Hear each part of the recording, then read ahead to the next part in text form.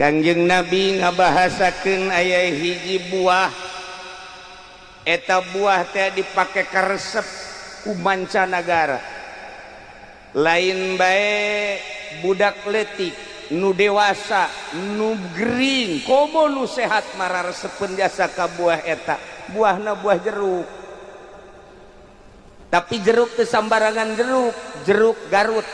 Kuari mah jeruk Garut teh tinggal aya ngaranna hungkul geus puing-puing beaku galunggung. Eta lamun urang neuleuh jeruk Garut tina rupa nu sakitu pikaresepeunana, lamun dibuka ku urang kulitna ambeuna nu sakitu seungitna. Lamun ku urang diasaan jerukna masya Allah, di dahar ku urang tengah poe ereng-erengan jadi seger. Komo di jus mah ku urang beuh pohara jasa, kunu keur nyareri hulu nikmat jasa, kunu sehat mah komo eta jeruk. Nah ieu Kangjeng Nabi ngabahasakeun al mukmin, masalul mukmin alladzi yaqra'ul Qur'an masalul utrujah rihuha thayyibun wa ta'muha thayyibun. Sipatan jelema mukmin anu osok maca Quran, bisa maca Quran, ngalaksanakeun maca Quran, tur ngamalkeun bima fihi kana eusi kandungan Al-Qur'an, percis ko sipatan jeruk anu seungit, nu ambeuna seungit, rasana amis, nikmat luar biasa. Ieu Kanjeng Nabi ngabahasakeun mukmin nu sok maca Quran kos buah jeruk. Ngeunah di deketan, ngeunah di asaan, ngeunah di ambean, ngeunah. Coba ge ambean ge Badrul Wase seungit, ambean ge Badus Salam seungit. Coba kelek Haji Nurjaya ambean lumayan.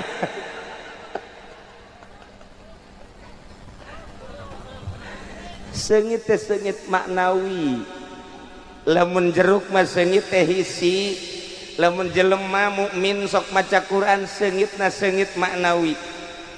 Kunaon eta Imam Syafi'i terus bae datang ka kiamat seungit bae Qur'anna luar biasa. Imam Syafi'i mah maca Quran teh lamun di bulan-bulan biasa sapoe sapeuting sakali tamat, tapi lamun di bulan Ramadan sapoe sapeuting 2 kali tamat, kali 30 poe berarti 60 kali tamat. Imam Syafi'i mah di bulan Ramadan mah 60 kali tamat. Teangan sacisoka coba nu mana jelemana nu bisa namatkeun 60 kali tamat. Ulah 60 kali tamat sapoe sapeuting bae jadi sabulan 30 kali tamat. Oh potongan boro-boro nu lain kiaina, Kiai Haji Nurjaya ge geus henteu. Berat cek Nurjaya hayang sakali tamat ge eungap caknya. Beak ku perebut kupat malulu. Teu kaburu maca Quran. Imam Ghazali nu mantak ambeuna terus datang ka kuari, di jero dadana aya Qur'anan. Luhur teuing nu belah dieu Abuya Dimyati Sidahu nu mantak terus seungit Qur'anna di jero dada luar biasa. Terus datang ka kuari ahli-ahli Qur'an sarareungit. Sebab cek Kangjeng Nabi percis kos buah jeruk. Seungitan coba awak kurang, ibu bapak supaya kaambe minimal ibu mas seungit ya ku salaki. Salaki datang ka imah ka mana emak, nanyakeun ka anakna, emak keur di musola, keur naon? Coba tingali bah, keur naon coba? Barang di deuleu pamajikannakeun bismillahirrahmanirrahim yasin wal qur'anil hakim innaka laminal mursalin dari cerik ala siratin mustaqim. Jak salakina pan hebat amat ieu masya Allah. Geus tamat balik deui bismillahirrahmanirrahim yasin wal qur'anil hakim innaka laminal mursalin. Terus subhanalladzi biyadihi malakutu kulli syai'in wa ilaihi turja'un. Balik deui bismillahirrahmanirrahim yasin wal qur'anil hakim innaka laminal mursalin ala siratin mustaqim. Sadaqallahul azim. Cak salakina teh asana lain deui kok rajin amat hayang naon sih? Abah ulah dicandu.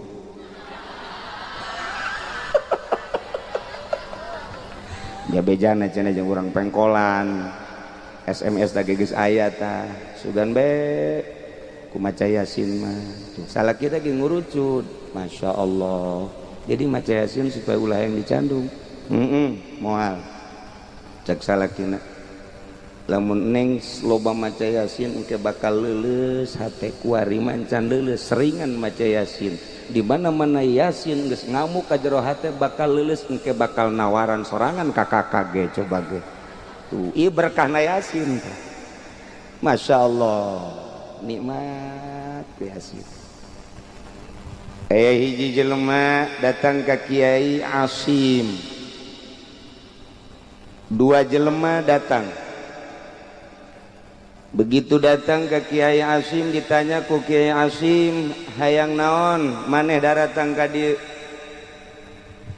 cek dosa urang abdi mah hayang guguru ka Kiai guguru naon hayang bisa naik ka gunung ka ditu tuh hampang awak ieu nu saurang abdi ge sami hayang bisa naik ka gunung hampang awak cek Kiai Asim gampang maneh nu ieu mah diajar ku kaula ilmu ngahampangkeun awak carana make ilmu bela diri dipagahan ku Kiai Asim ilmu bela diri timimiti kuda-kudana datang ka ngajotosna datang ka nyepakna segala rupana datang ka hampang awak teh lamun nyepak sehingga lamun leumpang teh cepet nu saurang mah cek Kiai Asim teh ente mah ulah make kos kitu kuari mah coba dicoba maca Quran saminggu tamat ye cara na ieu nya hadiahan ieu beres ieu baca saenggeus dibaca sahizib saminggu tamat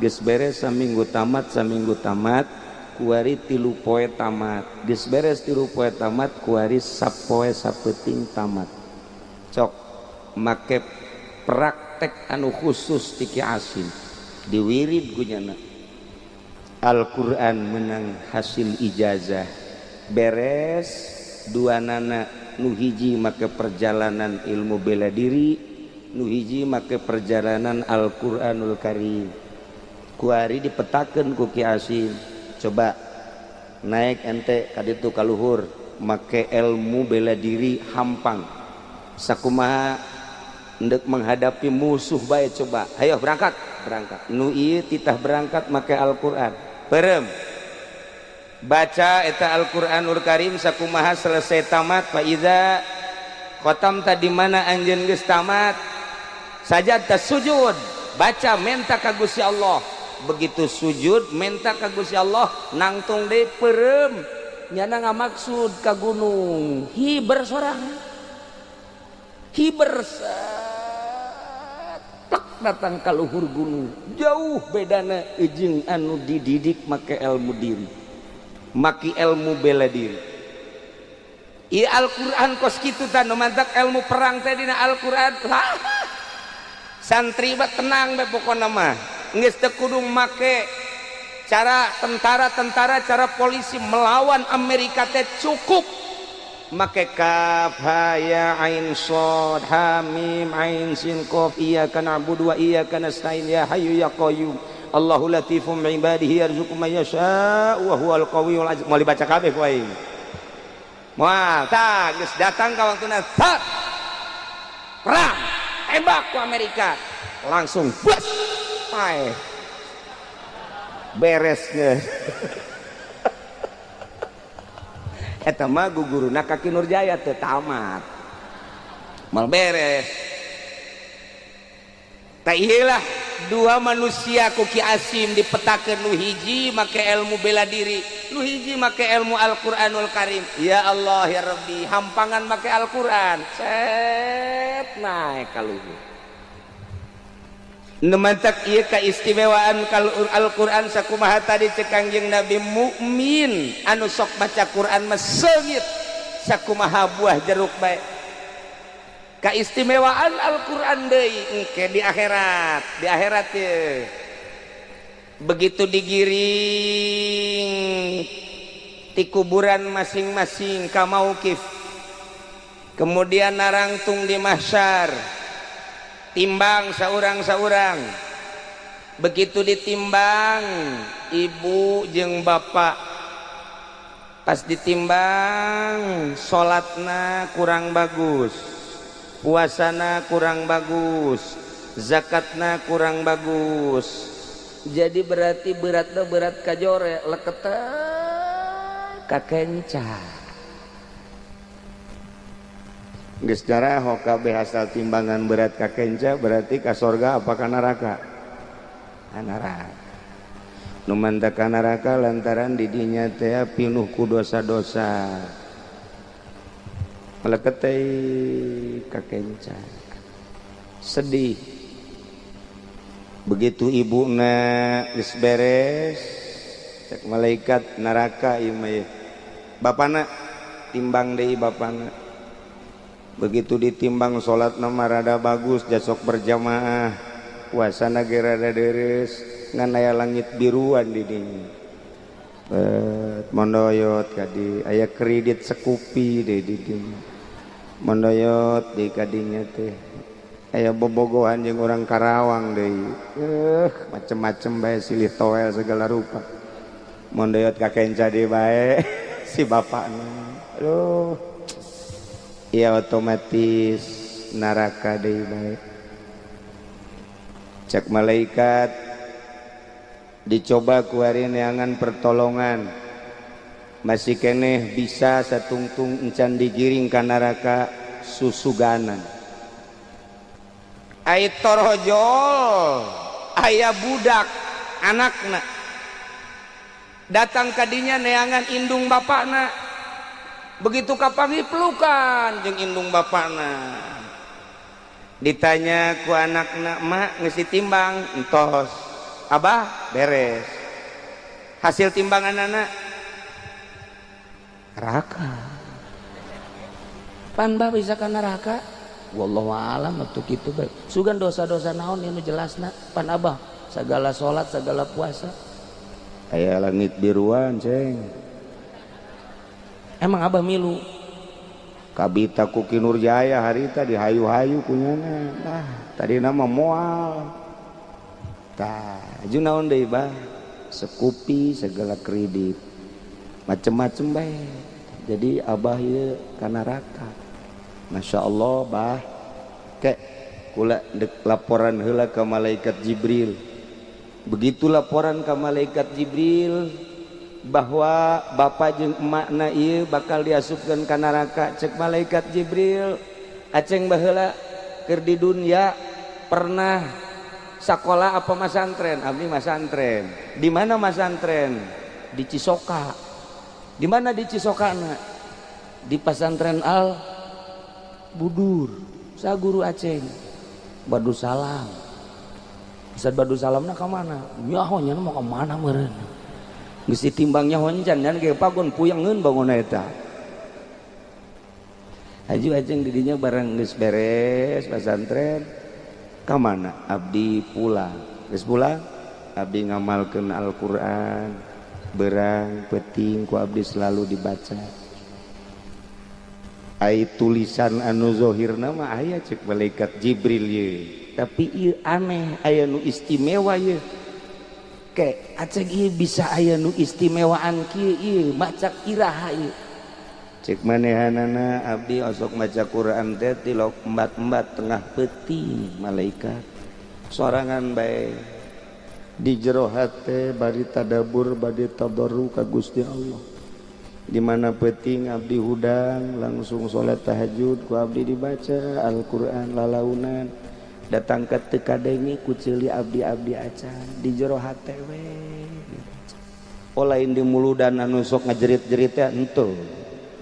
Lain di rajaban anu sok haji dibayar teh henteu abdi mah henteu. Lain di nu sok hajatan teh lamun kurang bayaran sok menta deui paralu. Lain abdi mah kitu abdi mah nyan sungguh-sungguh kitu paingan cek malaikat Jibril ieu aya mahkota 2 jang indung Bapak anjeun nu mantak encan dibikeun kaget sebab kakagetna tina amal naon ieu mahkota sehingga kudu dibikeun ka indung Bapak anjeun ngelehkeun kana sakabeh dosa-dosa asal geus dipakean mahkota ieu berarti kudu digiringna ka sorga. Barang ditaliti teh horenganan eta mahkota teh hasil anak maca Quran tengah peuting teu kadenge ku sorangan-sorangan acan dibaca ku hatena tadarru ka Gusti Allah lain bae ganjaranana jang nu maca jang nu nadabur jang nu napakuran horeng indung bapana ge kena ku babacaan eta Masya Allah karim indung namana teuing bungahna begitu dibere mahkota ku malaikat Jibril bapana dibere mahkota ku malaikat Jibril pelukan jeung anakna Masya Allah ceng emak jeung abah masantrenkeun aceng henteu sia-sia beuh nyaho kitu mah sawah keur ieu dijual jang masantren aceng ieu ge hasil ngahutang aceng masantren sakieu ge pohara jasa eta hasil ngahutang bae kos kitu nyaho dibayar nyaho henteu eta komo lamun jujualan cara nu sakola mah ya Allah ya Rabbi nu mantak cek Kangjeng Nabi man qara al-Qur'an albasallahu walidayhi tajan yaumal qiyamah sahaja lemah anu maca Quran Allah bakal mere mahkota ka indung bapakna jaga yaumal qiyamah dauhu ahsanu min dau'is syamsi caangna leuwih caang tibatan caang panon poe iyalah keuntungan anak maca Quran indung bapakna nikmat jasa geus sekolah mah indung bapa mah geus teu kudu salat pasantren dikeun anak bae geus sabar geus sakitu ge geus insyaallah masyaallah karim pohara jasa eta lain lalagaan orenganan ya karim mantak cak Kangjeng Nabi tadi masalul mu'min alladzi yaqra'ul Qur'an masalul utrujah rihuha thayyibun wa ta'muha thayyibun sifatan jelema mukmin anu rajin maca Quran bari ngamalkeun kana Al-Qur'an percis kos buah jeruk ambeuna seungit rasana amis istimewa luar biasa efek daripada budak maca Quran indung bapakna jadi untung alhamdulillahirabbil mantak cek Kangjeng Nabi kana iqra'ul Qur'an fa innahu ya'ti yaumal qiyamah syafi'an lahu baca ku aranjeun Al-Qur'an jaga di poe kiamat bakal nulungan kanu macana nikmat biasa nulungan kanu macana nulungan ka indung bapakna pohara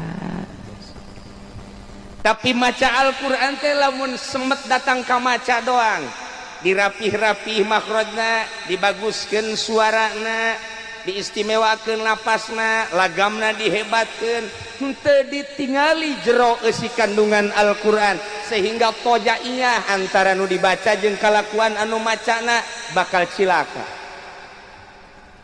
bakal katipu ku maca Al-Qur'an diondang maca Quran dibayar maca Quran ketika sorangan teu pernah maca Quran potonganna kos Haji Supendi mana teh si Haji Supendi oh iya tah ieu potonganna sorana bagus lamun didengekeun ieu ku kabehan di dia luar biasa sorana ujianana meungpekan ceuli pernah digunggurahnya na make kadu tapi hebat lain lalagaan hebat meureun ngan nyana mah kos kitu asal teu dibayar tilok baca Quran teu dibayar henteu bae teu baca Quran potonganna ge potongan kori nya eta bener ngan kos kitu bae cenah mah terang-terangan lamun aya anu ngundang teh wani sabaraha sia kaing ayo ieu mah cenah ya deukeut jeung tatangga 500 boh ka Cisoka ge 2 juta mun 500 teh hayang tatangga ge tilok diladenan mudah-mudahan da budak ka nerakanya kos kitu teu dibayar jelema lamun sakadar ngabeberes zahirna doang batil teu diberesan katipu ku pembacaan ayat suci Al-Qur'anul Karim sehingga dibaca dinu rame sorangan henteu daek dibaca sorangan cuman teu ditadabur tojaiyah jeung kalakuan cek dina Al-Qur'anul Karim awas wala taqrabuz zina innahu kana fahisah nyanana endahan zina teu saeutik kori zararina Qori zina qori. Na'udzubillah min zalik wa min zalik. Lamun dina Al-Qur'an dibacakeun tentang riba, apa mudha'afah, nyana pangheulana ngeridit. Lamun dina Al-Qur'an dicaritakeun tentang paharaman-paharaman, nyana pangheulana ngagawean.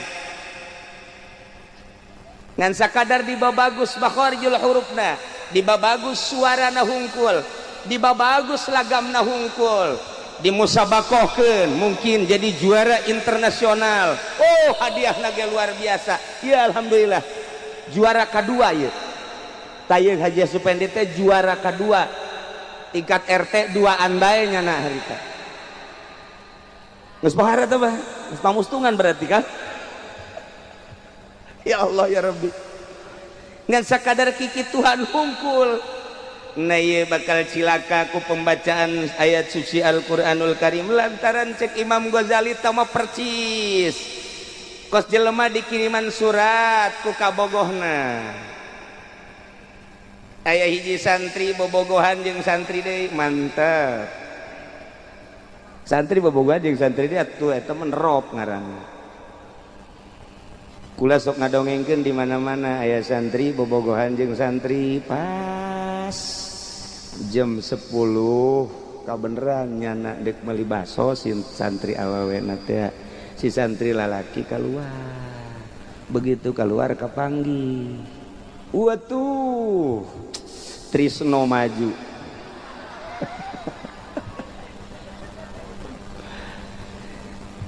langsung ngobrol di pos kamling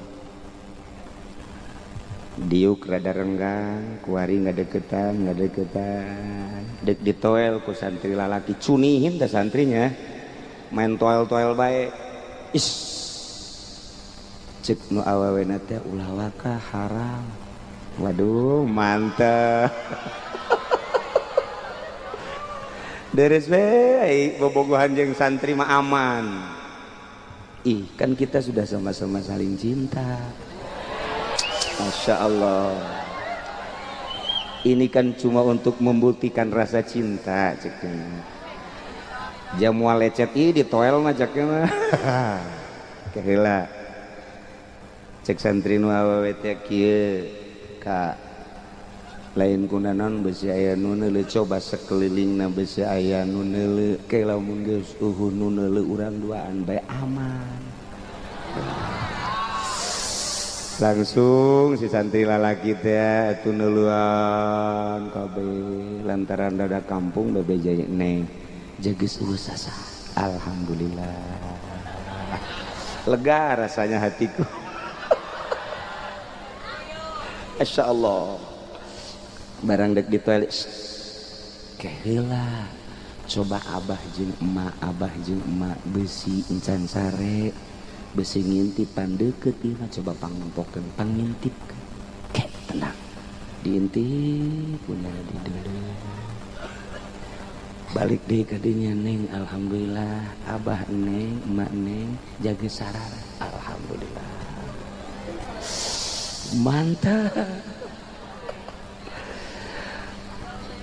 mantep malam ieu urang berarti happy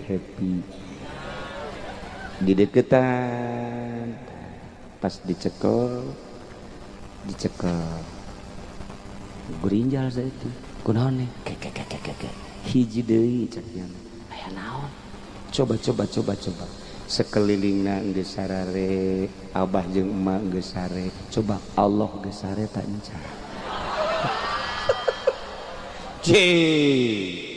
cek si santri teh atuh Allahumma la ta'khudhuhu sinatu wala naum ngadalilnya ada di dinya waduh atuh teh jeung santri mah ai encan sare mah jeung moal sare urang ulah waka jang engke jeung moal kusaha pokona mah engke di mana kula geus ditikah neng geus ditikah ti luhur sausap rambut dihandap sausap dampal jeung doton-dotona jang kakak tuh kan Masya Allah tak ieu tah ari jeung santri mah bobogohan teh aman moal kudu kumaha lantaran santrina geus aya ihsan iman geus aya Islam geus aya eta mah tadi rerendengan ge sabenerna mah kabeneran ayah setan we numpakan kabelah dieuna barang diingetan ku awewe Kak coba Allah geus saretan pan ngageter tapi coba pangneangankeun di Cisoka nu awewena di deketan ku lalaki ngomong kos kitu mun aya bawa ka Cilongok coba aya tah nu kos kitu tah boh di deketan malah ngadeketan deui neuk dibuka dadana geus muka ti heula ya Allah ya Rabbi tah ye ya pakailah Al-Quran lantaran dina Al-Quran la ta'khudhuhu sinatu wala naum Allah matara nundutan Allah matara sare coba tancebkeun ka jero hate urang dina Al-Quranul Karim teh geus aya Allah mah henteu kasipatan ku nundutan acan komo sare mah anak kitu Allah terus ningalikeun ka urang diuk di dieu babarengan Allah neulekeun urang lempang Allah neulekeun urang diuk dinu poek Allah neulekeun urang dinu caang Allah neulekeun urang di masjid di mushola di majelis salim di kebon di leuweung di kota Allah neulekeun we mun geus boga rasa bahwa Allah selalu neulekeun ka urang moal salempang hirup deuk di mana bae jeung keur kumaha bae tenang lantaran geus teu ngabutuhkeun salian Allah sebab Allah maha kaya Allah maha kawasa Allah maha kersa ketika urang geus asa didelekeun ku Allah berarti urang asa babarengan jeung Allah mantep hirup mun geus datang ka dieu tah lamun urang diondang titah maca Quran haju inget bayaranna sabarahanya poho ka Allah bahwa Allah neulekeun lamun urang boga rasa Allah neulekeun isin maknya Al-Qur'anul Karim wahyu anu al-muta'abbadu bitilawati dibacana teh jadi ganjaran hiji dibayar 10 mun nyaho kana maknana hiji dibayar 100 mun nyaho kana eusi kandungan Al-Qur'anul Karim sirrun min asrarillah geus nilai sababarahana ti Gusti Allah isin maknya Al-Quran wahyu nu mulya diojol jeung dunia sementara dunia mah ku Kangjeng Nabi teh dicontohanana adalah bangke atawa dicontokeunana nini bengki saha nu resepkan nini andai kata di dieu aya nini umurna 100 tahun geus bongkok biasa kemudian ngacai bae matana cileuhan bae teu leutik cileuna sagede poleca diceli keluar di dia geus sanajan make sedo make gincu bikeun nini umur 100 tahun ka Haji Nurjaya moal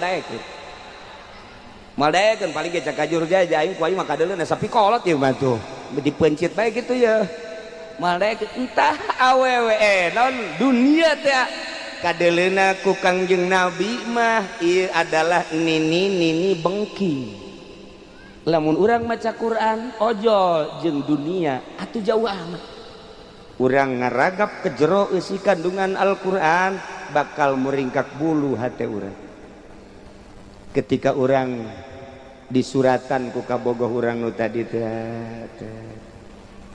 dibaca macana ge moal daek dinu rame setelah sampai suratku ke pangkuanmu perlu diketahui berlayang tak bersayap berjalan tak berkaki juri gimana surat ini akan memberitahukan tentang peraturan waduh sakumaha negara ini satu saya tidak senang kalau Kanda merokok yang kedua saya tidak senang kalau Kanda memakai baju yang hitam sebab kulit Kanda hitam jadi kalau pakai yang hitam sama dengan jurig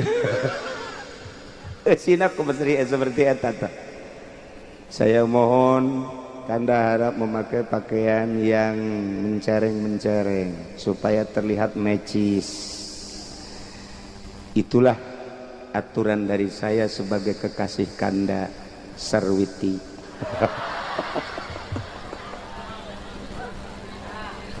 eta maca surat moal daekeun dinu rame moal asal rame bae teu husu nya teh teu husu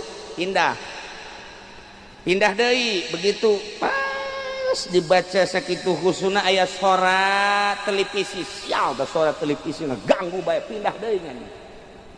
Begitu kujana dibaca deui aya budak raribut budak laletik di hareupeunnya tolol teh budak ngaganggu aing bae. Asup ka jero kamar kunci kamar lagi jebret. Oh cangkeun lampuna ge. Berlayang atau bersayap berjalan atau aduh indah hatiku.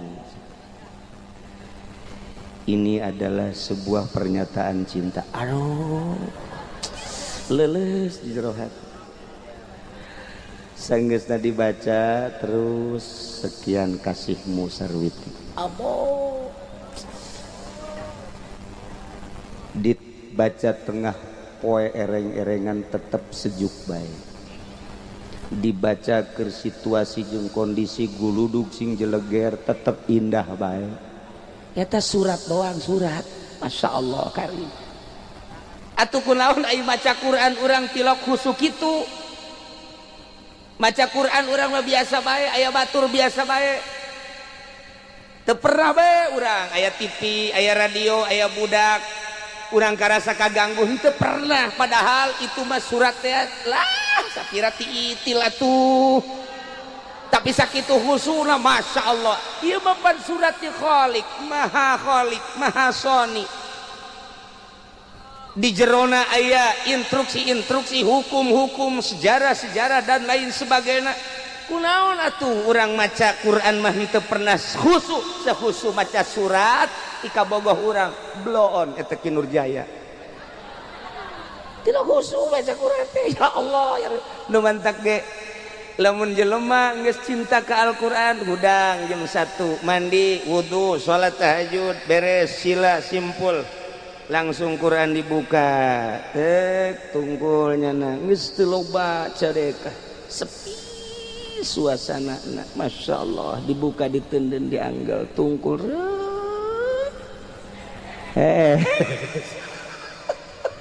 sugan teh khususial orenganan tak iya maca Quran da kos kitu nyaho kana isi Al-Qur'an nu mantak tadi lamun dipertanyakeun he ai ente ai maca surat ti kabogoh mah kunaon sakitu khusuna teu meunang aya nu ngaganggu.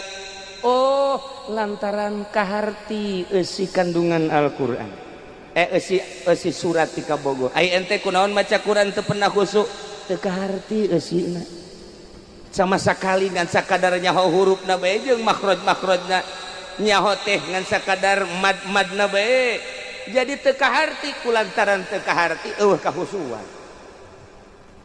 Hiji ketika instruksi kabogohna kunyana henteu dilaksanakeun dibaca ditalar dibaca ditalar dibaca ditalar datang ka katalar teh surat teh.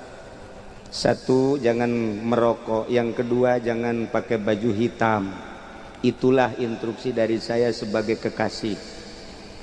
Dibaca, ditalar, dibaca, ditalar. Tetapi ketika manehanana amprok jeung kabogohna ngarokok terus baju hideung dipakai bae tah ieu banser. Hideung. Tuh, cak kabogohna sial amat sih kabogoh cinta teh henteu sih ka aing. Padahal mah geus dibere aba-aba ulah ngarokok bae.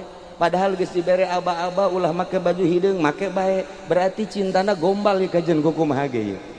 Henteu sejati kajen kumaha ge. Wah. Anu tatadina Sarwiti seri senyum kuari rada bendu. Kuari rada bendu. Sakitu ngobrolna tetep henteu indah. Balik Hanggeus balik pertemuan kedua kali selanjutnya tetap masih ngarokok keneh tetap bae masih make baju hideung keneh bae nista maja katilu kali utama masih keneh kitu bae disuratan deui kan ku Sarwiti. Surat ini barangkali mengagetkan Kanda. Hubungan yang telah kita jalin selama 1 tahun mohon maaf cukup sampai di sini saja. Jagung asa galedeg nyamber sorangan ngejeleger lantaran Kanda tidak melaksanakan aturan-aturan instruksi dari saya sebagai kekasih. sekian sarwiti beres tanda tangan lagi geus lain make leungeun make suku berat selesai berarti permasalahan. Iya surat dibaca surat ditalar tapi teu dilaksanakeun sarwiti bae manusa jeung manusa bendueun. Andai kata aya surat ti bupati ka camat ka lurah aya instruksi misalna kemudian teu dilaksanakeun dipecat ujianana ku bupati. Andai kata gubernur andai kata bupati aya instruksi ti menteri kemudian teu dilaksanakeun mungkin dipecat. Kitu kele Al-Qur'anul Karim dibaca rapi suarana dibaca rapi makhrajna lagamna istimewa tapi teu dilaksanakeun eusi kandungan Al-Qur'an ieu bakal dipecat ku Gusti Allah di akhirat lain meunang ganjaran bakal diasupkeun ka neraka. Teu saeutik bakana kori anu digebruskeun ka neraka teu saeutik kiai anu digejeburkeun ka neraka lantaran sakadar dibaca Al-Qur'an dijabarkeun Al-Qur'an tetapi henteu dilaksanakeun eusi kandungan Al-Qur'an. Na'udzubillah min zalik wa min zalik numantak nomor kahiji tadi masalul mukmin alladzi yaqra'ul Qur'an masalul utrujah nomor kedua masalul mu'min alladzi la yaqra'ul Qur'an masalut tamrah la riha laha wa ta'muha thayyibun. Jelema mukmin henteu daek maca Quran tilok maca Quran ibarat buah korma cek Kangjeng Nabi la riha laha eueuh ambeuna walaupun rasana huluun amis tetap kurang disenangi di dunia. Lamun lain ningali kana maziah korma tetap korma teu bisa dipaksakeun cak Kangjeng Nabi.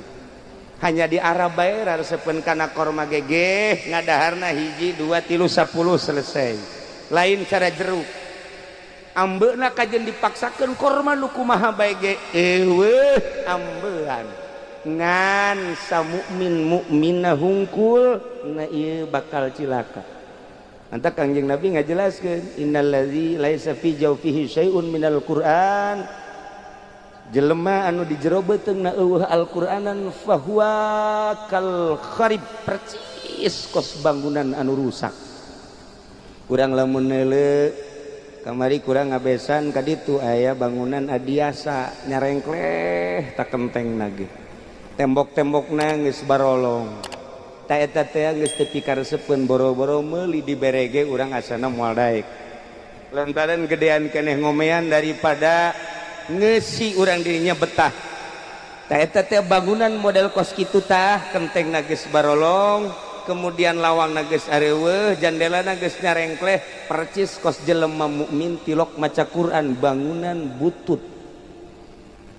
Teu pikaresepkeun jeung picilakaeun. Masyaallah anu paling bahaya deui masalul munafik alladzi yaqra'ul Qur'an sifatan jelema munafik tapi osok maca Quran na ieu mah masalur rihana percis kos kembang bae.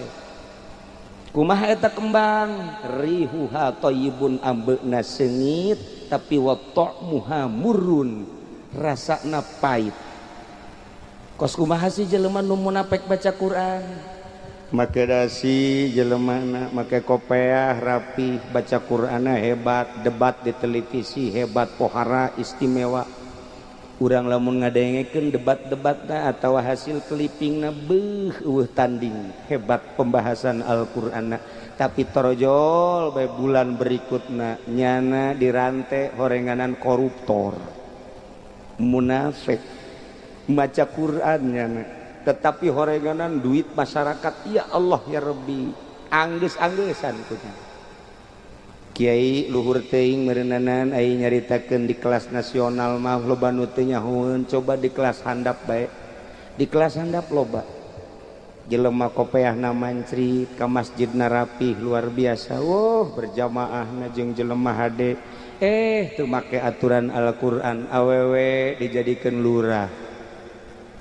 Ditah nyalon lurah ku Kinurjaya belon tak Kinurjaya geus didukung ku aing cenah penting mah meuli kacang bae meuli kacang tah ieu teu make aturan Al-Qur'an kuda sok ngajelaskeun sing hade Al-Qur'an teh kuari mah di mana-mana di pasar kemis awewe nanjir tuh di ditu belah ditun daun gitu pasar kemis naon ngaranna rajeg belah ditu eta awewe calon lurah terus ka belah ditu ka Serang awewe calon lurah nu alhamdulillah di Cisoka doang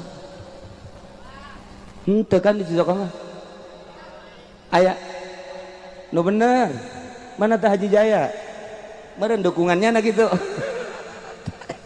teu make ka Al-Qur'an munafik masalul munafik alladzi yaqra'ul Qur'an maca Qur'annya tetapi seperti kos kitu beuh cilaka kiai nu ngadukung kadinya cilaka ustad nu ngadukung kadinya cilaka sing hade ulah jadi cilaka pugu ngadukung lalaki ge wallahu a'lam urang nah ieu nu kos kari itu teu maca Al-Qur'an maca Al-Qur'an tapi teu ngamalkeun Al-Qur'an geus puguh kreditan geus puguh lamun urang nyaritakeun zinah mata mun nyaritakeun zinah leungeun nyaritakeun zinah ceuli nu dijabarkeun ku Kangjeng Nabi melalui hadis ngajabarkeun Al-Qur'anul Karim beuh asana cukup jasa jang ka neraka mah masyaallah karim kuari ditambahan meleg-meleg kudu nyata-nyata kula masuk inget dongeng dina kitab Irsyad Dadah aya hiji santri balik masantren terus magahan ngaji kemudiannya na dagang keliling dagang tas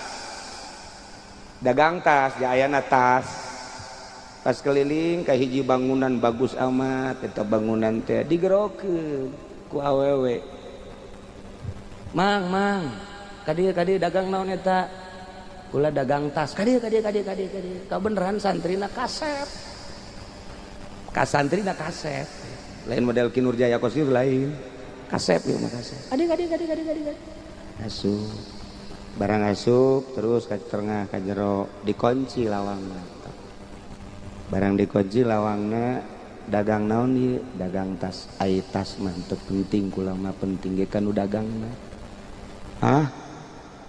ai katasna mah teu penting kula mah ieu penting teh kanu dagangna maksud kanu dagangna kumaha kuring ngabutuhkeun kanu dagangna lantaran ieu kuring teh loba nu mikahayang cak awewe teh horeng awewe eta teh masih keturunan raja atuh geulis da luar biasa ulah di Cisoka mah eueuh mah da kos kitu mah ieu mah geulis teh lain lalagan geulis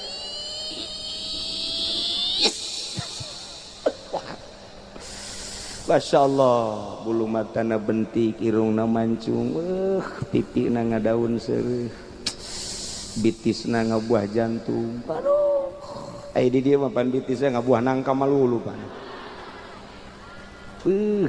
cangkengna ngabiola Masya Allah kulitna koneng cek eta awewe teh terang teu ka abdi henteu abdi ieu adalah anak raja Masya Allah aya naon kitu geus geura teundeun heula eta mah dagangan kula mah ieu mah hayang sare bareng mahnya geus teu mahnya ieu mah kula ngarindukeun mamang unggal ka dieu liwat sok dagang teh ternyata kaula menaruh hati ka mamang aduh Masya Allah henteu cek wehna teh kula mah salulugun neuk dagang bae hayang sabaraha daganganna engke ku kula dibayar dagangan saayana bakal dibayar engke beres bakal dibayar 2 kali lipat nu penting kula mah hayang sarerejeung happy cek manehna kula mah embung teh hayu ka dieu ka kamar heula ka kamar dipaksa diasupkeun ka kamar di jero kamar bubuka anak raja mimiti jubahna dibuka tinggal BH-na Masya Allah aduh beres dibuka BH-na waduh gunungna rentul kadeung eta si santri tinggal kieu bae Masya Allah tapi tetap rada bentas etik beres terus sempakna dibuka nyana nangkarak di luhuran jan sini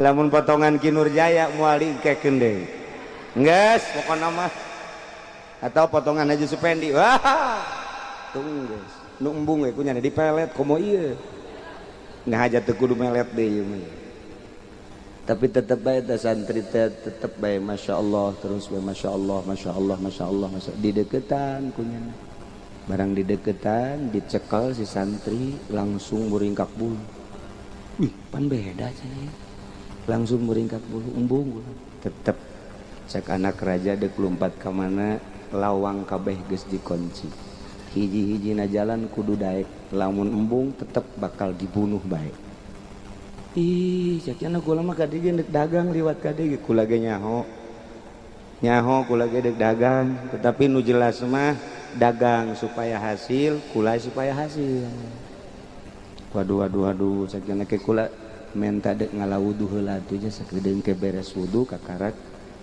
kula daek cenah ngalaksanakeun oh boleh atuh ngalawudu dek zinah ge ngalawudu cekna teh hebat amat ya dasar santri atuh masyaallah nyana ngalawudu beres wudu ngadoa ka Gusti Allah ya kudus beres selesai lainna naon horenganan neangan kamar mandi teh supaya kadeuleu aya jandelaan deuk kaluar ti jandela ternyata horenganan eta tingkat kaopat tadina diajak naik ka luhur barang luhur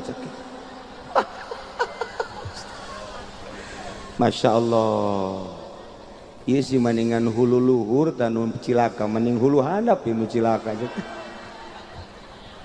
jangan ngadoa ka Gusti Allah tetep ngadoa cek yana nek nyalametkeun awak bae Gusti Maha Uninga abdi ieu keur dizolim abdi ieu titah zina tetapi pan abdi terang kana isi kandungan Al-Qur'an ku abdi dibaca mah nya ku abdi tiap saat dibaca kemudian kuari titah ngazinahan abdi daek heula Gusti abdi mah kajenteng ku kumaha ge maningan paeh daripada abdi daek ngazinahan abdi rela awak abdi paeh abdi endek bunuh diri nyalametkeun diri tina zina abdi dek ngaluncat tina jandela WC langsung nyana ngaluncat bismillahirrahmanirrahim geus siap paeh kahandap cak Gusti Allah Jibril tampa jelema eta ditampa ku malaikat Jibril plek ji cekeun aja teu naon ieu tuh ieu saha ieu kasep amat kalau ngomong ngeunanan penting geura balik we heula ka ditu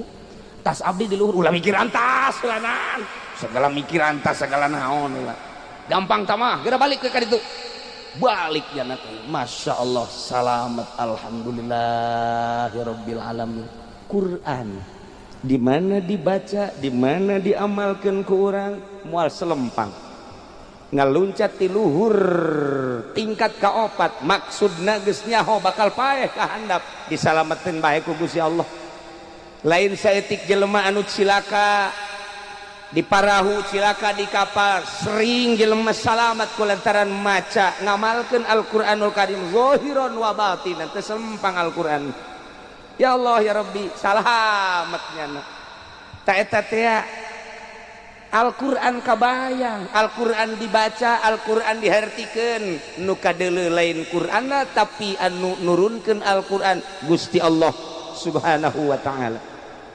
indah lamun urang neuleu Al-Qur'an nempo Al-Qur'an nempo eusi kandungan Al-Qur'anul Karim dibandingkeun jeung jelema tadi jelema munafik Quran dibaca Quran diindah-indah Quran terus-terusan kunyana diwiridkeun koreng teu nyaho kana eusi kandungan Al-Qur'anul Karim jelema nu kos kitu jelema munafik henteu ngalaksanakeun hududus syar'i seperti di Indonesia urang mah ngaji di pondok pesantren Quran dibaca dihartikeun tafsirna diuraikeun melalui jurusan fikih jurusan tauhid jurusan tasawuf ku urang diuraikeun lantaran Al-Qur'an mah otoritas Gusti Allah nu boga hukum teh Gusti Allah fikih moal kaluar tina aturan Gusti Allah tauhid moal aturan ti Gusti Allah moal kaluar ti aturan Gusti Allah tasawuf moal kaluar ti aturan Gusti Allah ketika orang di pondok pesantren pas keayaan Al-Quran keluar di pondok pesantren neuleu nempo di negara Indonesia lain make hukum Al-Quran batin cerik ndek kumaha jadi DPR teh kiai loba, jadi MPR kiai loba, bahkan nu jadi MUI nage Kiai Ma'ruf Amin nu 2 minggu ka tukang ngaji ka Cilongok hayang ngobrol jeung simkuringan kula teu aya kesempatan akhirna teu bisa ngobrol jeung Ki Ma'ruf Amin bejana deuk datang deui jeung bangsa rekan-rekanna hayang konsultasi tentang pemilihan umum, tentang partai dan lain sebagainya. Kula geus teu tertarik lantaran eueuh hiji kiai anu memperjuangkeun agama, eueuh hiji ustad di luhur anu memperjuangkan nilai-nilai agama. Quran mah dibaca di Jawa Tengah, di Kendal anu di MPR aya, nu di DPR pusat aya, di Jawa Timur teu kudu dicaritakeun anak kiai gede di DPR pusat aya, unggal kabupaten di Jawa aya kiai-kiaian, tapi kunaon teu pernah nerapkeun nilai-nilai agama. Al-Quran sekedar dibaca biasa bae, teu pernah diterjemahkeun, diaplikasikeun jang supaya ku urang dilaksanakeun. Eueuh di Indonesia ketika urang neuleuh ka dinya hate urang sedih. Ieu Quran sekedar dibaca tapi henteu dilaksanakeun.